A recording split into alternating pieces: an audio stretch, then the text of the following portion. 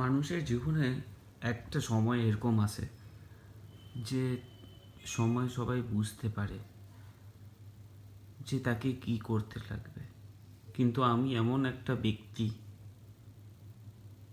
যে নিজের লাইফে কি করতে লাগবে, কখন করতে লাগবে সঠিক সিদ্ধান্ত কোনো সময় নিতে পারিনি। ছোট থেকে বড় হলাম, বড় থেকে আজ একটা বিবাহিক জীবনে রয়েছি, কিন্তু সেটা বুঝতে পারছি না যে এর পরের মুহূর্তে কি হবে না হবে। সো আমার লাইফের কিছু জিনিস বলতে চাই যে আমি আমার জীবনে কি কি ভুল করেছি, কি ঠিক করেছি, সেটাই আজকে সবার সামনে তুলে ধরতে চাচ্ছি। আমার জন্ম 1989 সালে 1989 23 জানুয়ারি বিহারের কাঠিয়ার নামক একটি জায়গায় রয়েছিল। সো আমি বিলং করি বিহার থেকে, সো তার জন্য আমার বাংলা ট্রান্সলেশন সামটাইমস মানে কিছুটা হিন্দির টাচে থাকবে। সো ছোটোবেলা থেকে খুব বেশি ডান পিটেছিলাম, মা বাবার কথা শুনতাম না। আর এমন একটি দিনে আমার জন্ম হয়েছিল 23শে জানুয়ারি। আমার মা নেতাজি সুভাষচন্দ্র বসুকে খুব পছন্দ করতেন। মা ভেবেছিলেন আমার জন্ম নেওয়ার পর ছেলেও হয়তো ওরকমই থাকবে। আমি বলবো না যে আমার মা বাবা ব্যর্থ হয়েছে কি না, বাট হ্যাঁ, এর উত্তরটা আমি পরে দেব। সো ছোটোবেলা থেকে আমি খুব বাদর ছিলাম বলতে পারো সবাই। পড়াশোনার দিকে অতটা ধ্যান ছিল না, খেলাধুলার দিকে ছিল।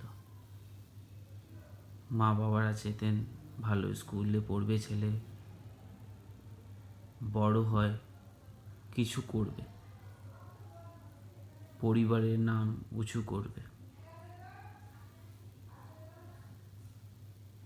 কিন্তু আমার জীবনে হয়তো কিছু অন্যই উদ্দেশ্য ছিল, বা হয়তো আমি উদ্দেশ্যটাকে অন্য দিকে নিয়ে চলে গেছিলাম কিছু ভুল ডিসিশনের জন্য। কিন্তু এটা বলতে পারি যে সব সময় চেয়েছিলাম আমার পরিবারের মা বাবা দিদি ভাই বোন সবাইকে খুশি রাখতে। করতে চেতাম সোজা, হয়ে যেত উল্টা। ঝুট ঝামেলা ঝঞ্ঝাট থেকে যতটাই দূরে থাকতে চেতাম, হয়ে যেত ঠিক তার উল্টা। তো এই সমস্ত কথা বলে সবাইকে বোর করব না, যেহেতু এটা আমার ফার্স্ট ভিডিও।